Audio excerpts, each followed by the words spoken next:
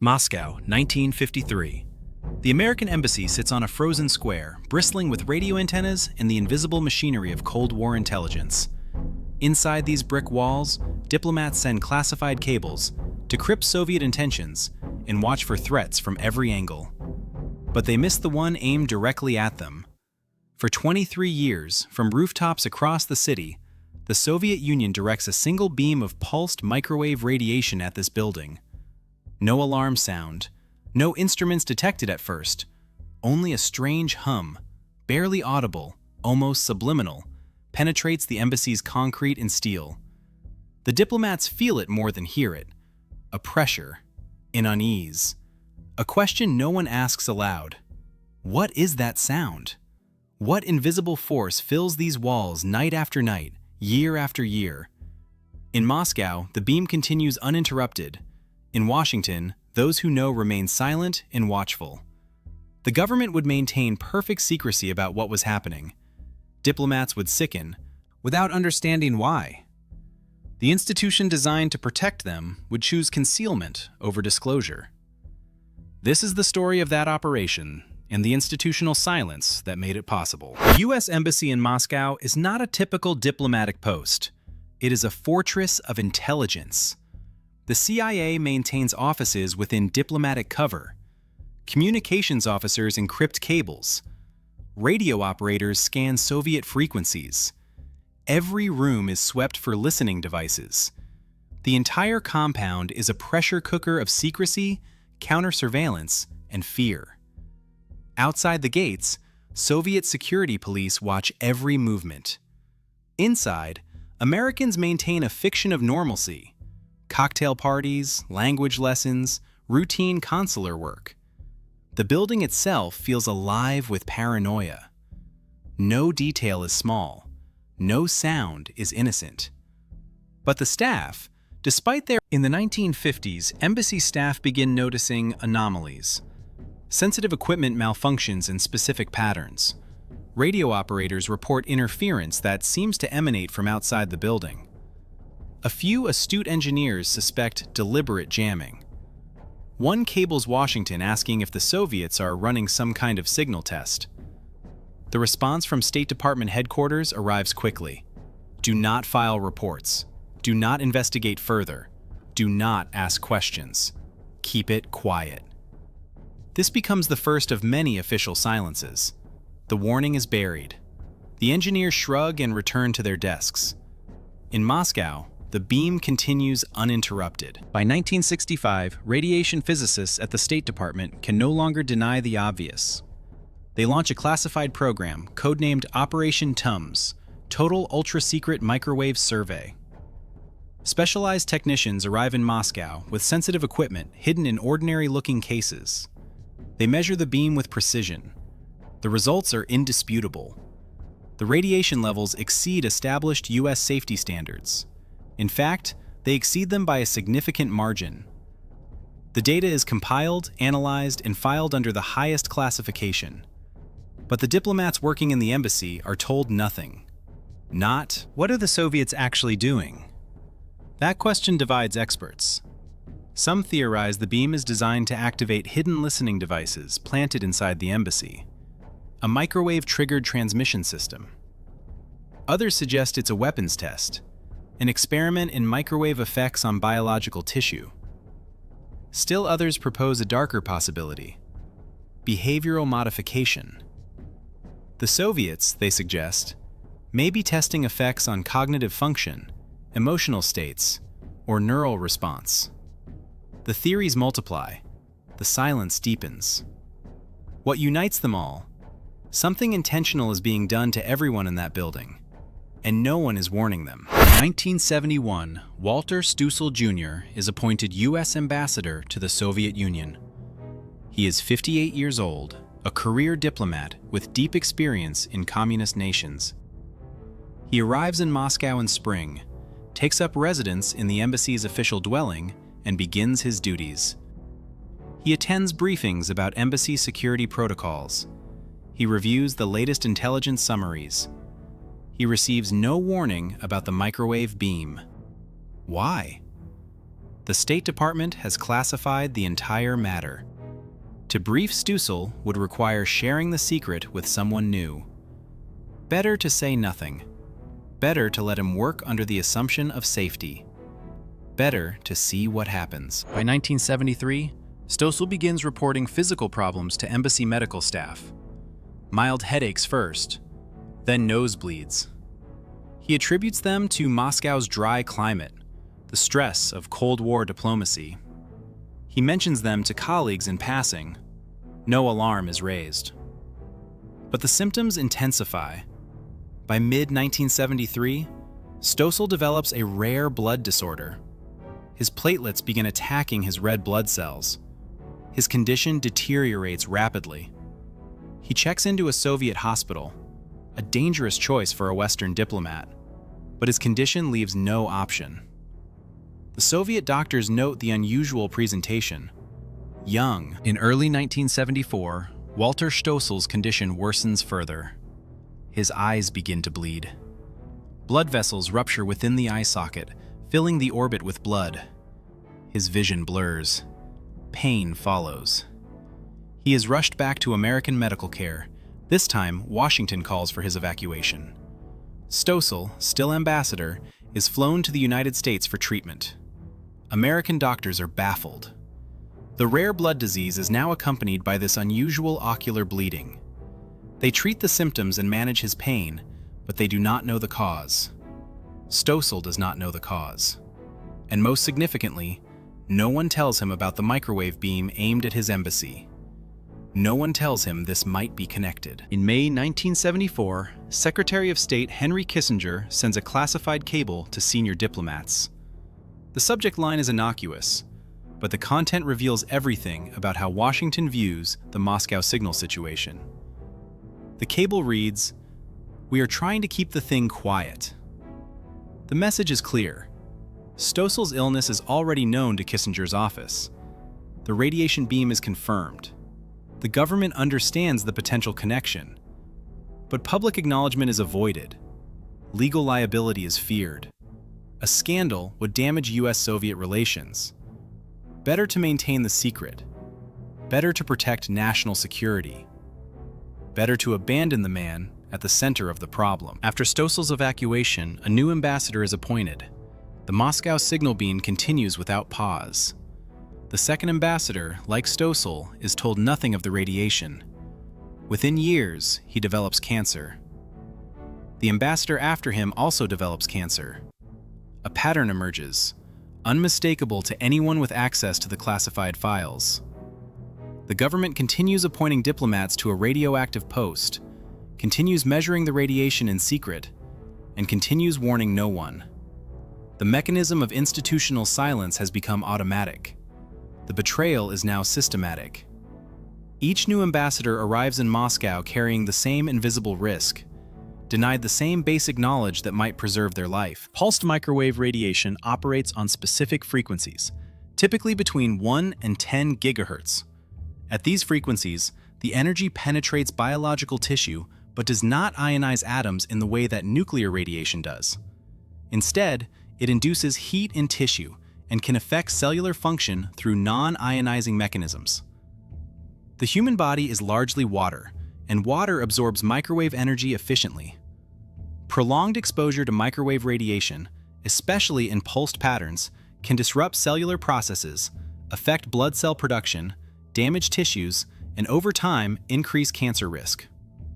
The Soviets, if they were running such an operation, some intelligence analysts believe the Soviet beam served a specific technical purpose: activation of listening devices.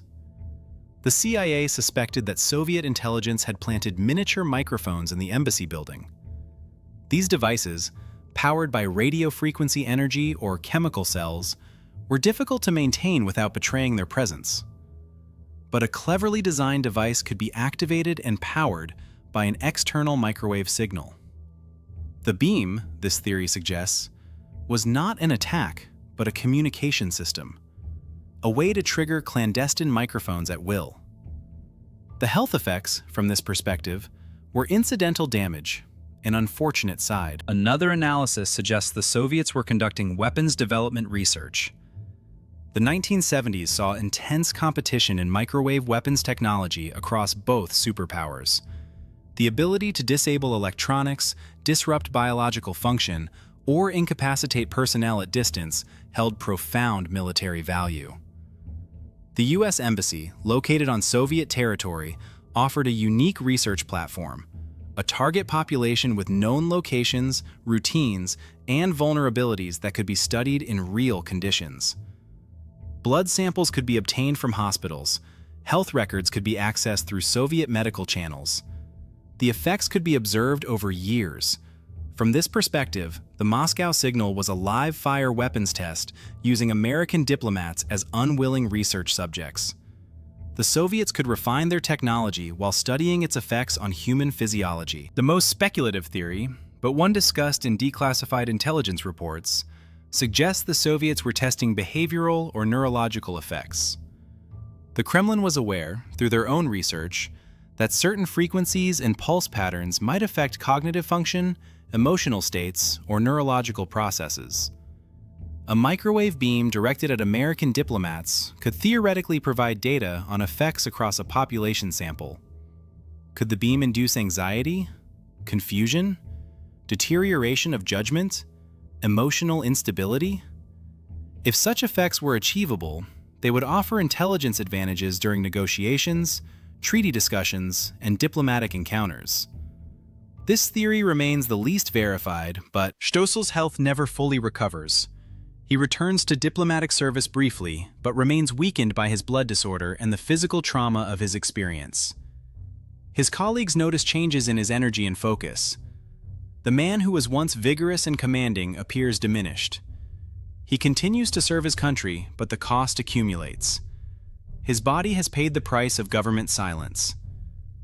In 1986, more than a decade after leaving Moscow, Walter Stossel dies at age 66. The official cause of death is listed as complications from his earlier blood disorder. Unofficially, those who knew him and those who knew what happened to him understood that the Moscow Signal had killed him. His body bore the radiation like an... In 1976, the U.S. government finally acts. Not because the radiation has stopped, not because the harm is being investigated, but because the secret can no longer be contained. The State Department orders the installation of aluminum mesh window screens throughout the embassy building. These screens, properly grounded, reflect microwave radiation and prevent the beam from entering the structure. The installation is carried out quietly, without explanation to the embassy staff. The beam, still being transmitted from Soviet rooftops, now strikes an invisible barrier. For 23 years, the beam has been uninterrupted. In 1976, silently and without announcement, it stops reaching its target. The Soviets, apparently recognizing that their window has closed, cease the operation. The installation of the screens is never officially explained to the American public. The microwave beam operation remains classified. The connection between Stossel's death and the radiation exposure is never formally acknowledged. The government maintains its policy of silence even after the operation has ended. Declassified documents much later reveal fragments of the truth, but the full scope of the operation remains unknown. How many people were exposed? What was the true intent? What were the complete medical consequences? What did Soviet scientists learn from the experiment? These questions remain partially answered, hidden behind classification seals and bureaucratic silence. The Moscow Signal becomes a historical footnote, whispered about in intelligence circles, half forgotten by the public. 40 years later, in 2016, American diplomats in Havana, Cuba begin reporting strange symptoms: hearing damage, neurological effects, cognitive problems, burning sensations on their skin, sounds like buzzing or grinding that seem to come from nowhere. The symptoms are unusual enough to be classified as a potential attack and given an informal name: Havana Syndrome. Initially dismissed as psychological or coincidental, the Havana cases eventually become impossible to ignore. Medical testing reveals genuine hearing loss and potential neurological damage. The American government launches investigations. intelligence agencies begin. In 2024, investigative reports published by a major news organization reveal new classified information. American intelligence agencies have linked the Havana Syndrome cases to a specific Russian military unit, GRU Unit 29155.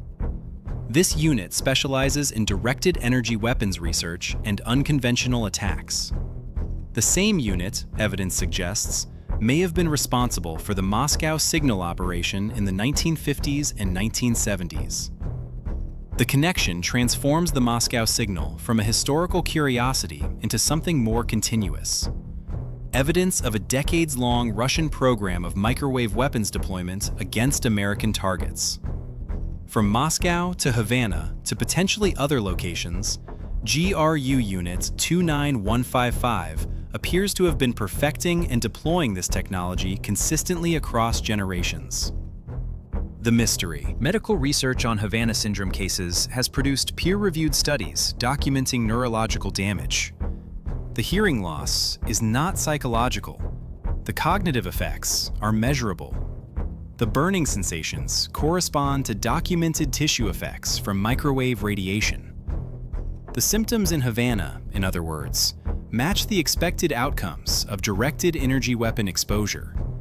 This provides, if indirect, validation for the theories about Moscow. If the Havana cases were caused by microwave weapons, and if the same operational unit was involved in Moscow, then the Moscow signal was likely causing comparable damage. Stossel's symptoms were not coincidental. The blood disorder, the eye bleeding, the physical deterioration, these align with known effects of prolonged microwave exposure. The mystery. But one question remains without complete answer. Why? Why did the Soviets beam microwave radiation at the American embassy in Moscow for 23 years? To activate listening devices? To test weapons? To gather behavioral data?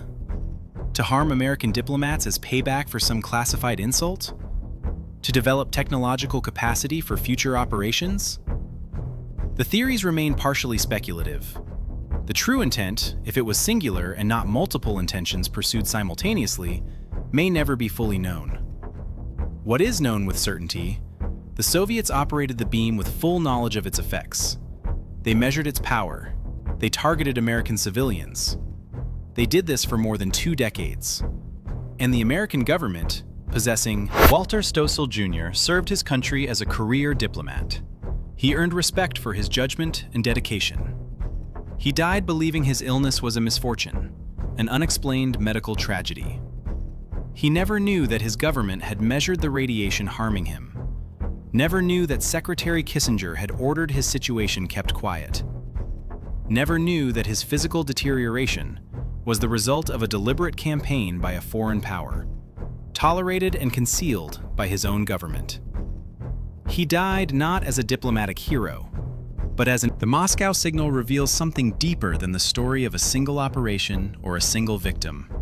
It reveals how institutional secrecy operates, how classified information creates compartments where some officials know the truth while others remain deliberately ignorant, how protecting a secret becomes more important than protecting people, how silence becomes policy, and policy becomes habit, and habit becomes institutional practice.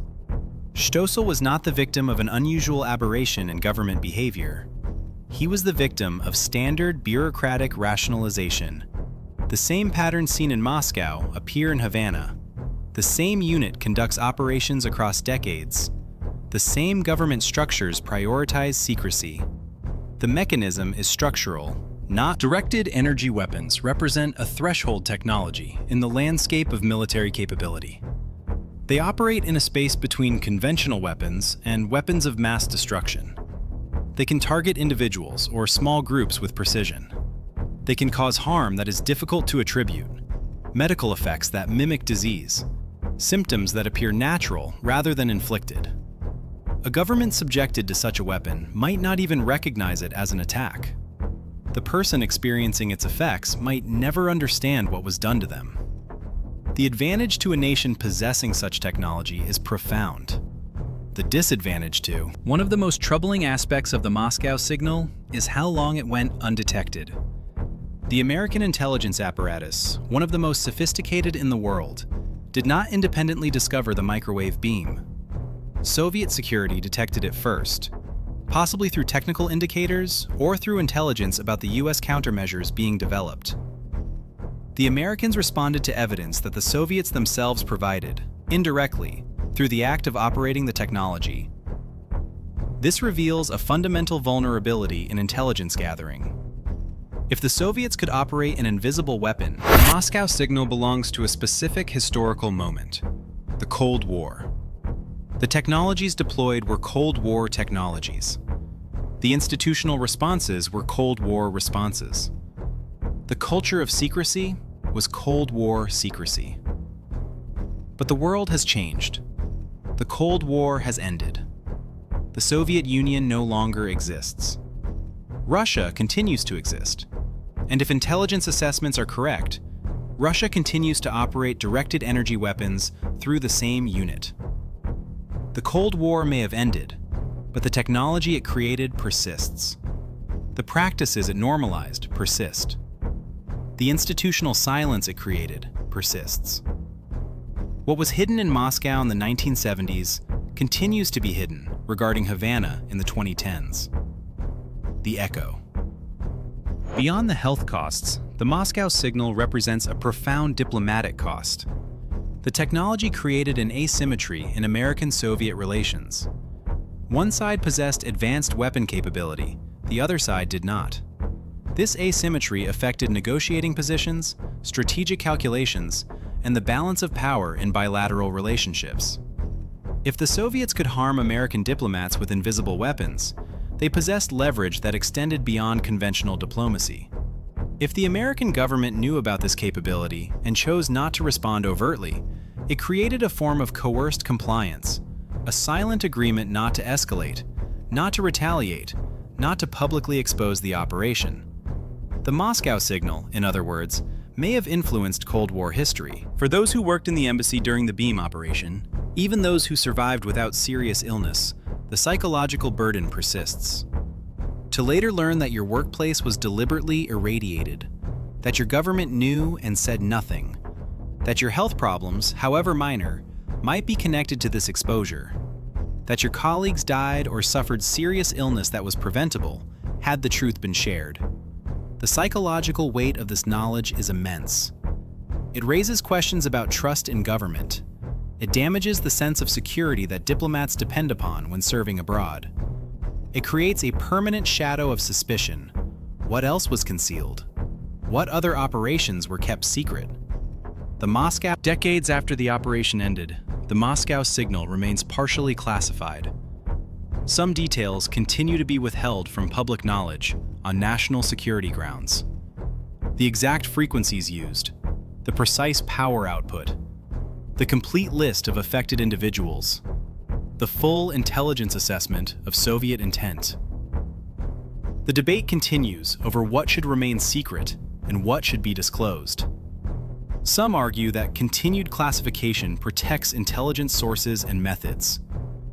Others argue that the public has a right to know what was done to American citizens by a foreign. The most tragic aspect of the Moscow signal may be the simplest. A warning was never issued. If, in 1965, the State Department had informed Stossel and other embassy staff that elevated radiation levels had been detected, they could have taken protective measures. They could have limited exposure. They could have rotated personnel. They could have sought assignment elsewhere.